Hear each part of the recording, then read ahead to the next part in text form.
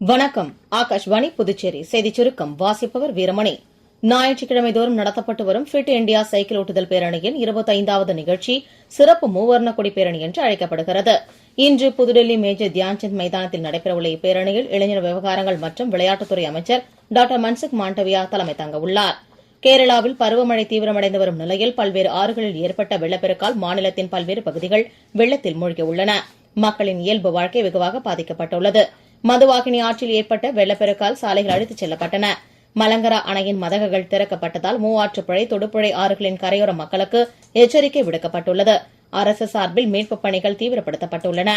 பொதுமக்களின் போக்குவரத்து நலன் மற்றும் உயிர் பாதுகாப்பை கருத்தில் கொண்டு இறுதி ஊர்வலத்தின் போது மாலைகள், மலர் வளையங்களை சாலையில் வீசாமல் இடுகாட்டினுள் ஓரமாக வைக்குமாறும், பட்டாசுகள் வெடிப்பது, அனுமதியின்றி சாலைகளில் இரங்கல் செய்தி பேனர் வைப்பதை தவிர்க்குமாறு புதுச்சேரி உழவர்கரை நகராட்சி ஆணையர் பொதுமக்களுக்கு அறிவுறுத்தியுள்ளார். மேற்கு திசை காற்றின் வேக மாறுபாடு காரணமாக இன்று முதல் வரும் ஜூன் 6ஆம் தேதி வரை அடுத்த 6 நாட்களுக்கு தமிழகத்தின் ஓரிரு இடங்களிலும், புதுச்சேரி மற்றும் காரைக்கால் பகுதிகளிலும் லேசானது முதல் மிதமான மழை பெய்யக்கூடும் என்று சென்னை வானிலை ஆய்வு மையம் தெரிவித்துள்ளது. ஏனாமில் எம்கேஆர் மாவட்ட அளவிலான கால்பந்து போட்டியில் அவதார் அணி முதலிடத்தையும், கிங்ஸ் அணி 2ஆம் இடத்தையும் பிடித்தன. வெற்றி பெற்ற அணிகளுக்கு முதல் பரிசு 30,000 ரூபாயும், 2ஆம் பரிசு 15,000 ரூபாயும் டெல்லி சிறப்பு பிரதிநிதி திரு மல்லாடி கிருஷ்ணராவ் வரும் 6ஆம் தேதி வழங்குவார்.